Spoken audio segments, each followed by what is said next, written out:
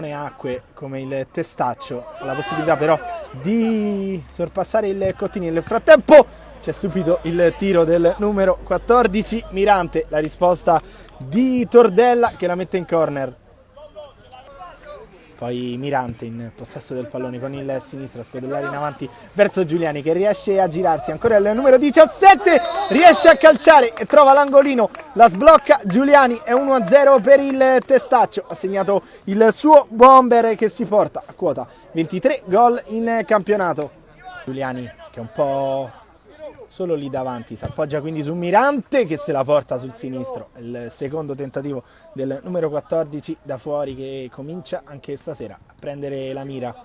Intercetta bene Mirante, ancora il numero 14 in possesso della sfera, se la porta come al solito sul sinistro, fa inserire Martino, è buona la finta del terzino del Testaccio che raddoppia, 2-0 per i giallorossi, ha segnato Martino. Fischia l'arbitro. Va Mirante con il sinistro, Tordella la toglie dalla porta, sarà solamente corner.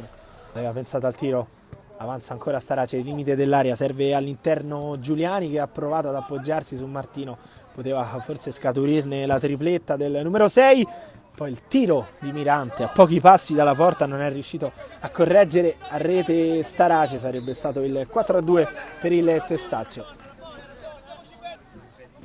Tordella con le mani verso Placido, lo ferma bene Mirante che si spende anche in fase difensiva.